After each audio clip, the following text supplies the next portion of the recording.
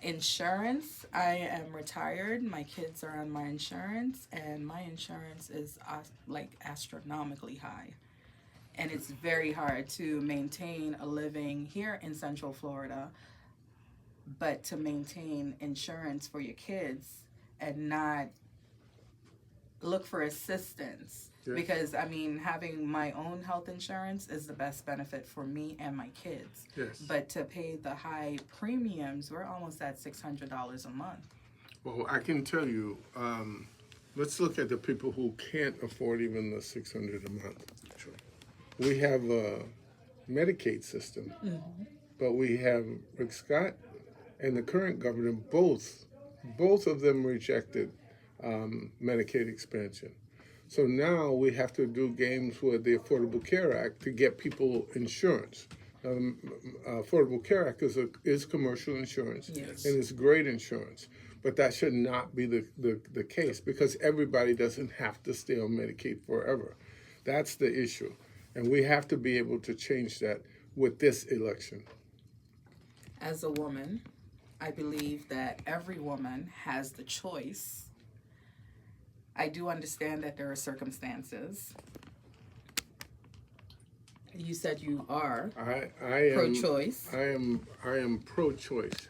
I think for a woman, and I've been working in this space for probably 25 years now. My wife is at the assistant secretary at the Department of Health and Human Services. Makes her the largest fiduciary in the country. But for me and my company, my day job company, Yes. you're Jamaican, you got to have more than one job, right? So my day job company is is an AI company, and I have the largest healthcare network in the country. We operate at every point of sale pharmacy in the United States and 5 of the 9 incorporated territories.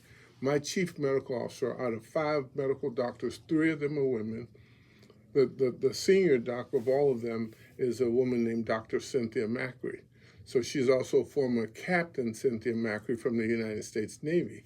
And so what we have been doing is going to the federal government, to Health and Human Services, to Medicare and Medicaid, and trying to get them to change not just the cost and pricing structure, but also to add things. So I'll give you one example that actually after like 8 years, they just put into place in January. Preeclampsia and eclampsia. We have in this state, not 50 miles from here, a woman who was a perfect athlete. She just won the gold medal in the last Olympics.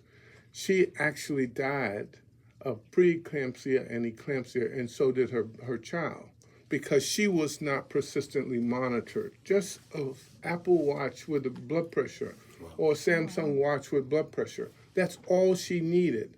But that is now the law of the land. Now in January, a doctor can write a prescription for that.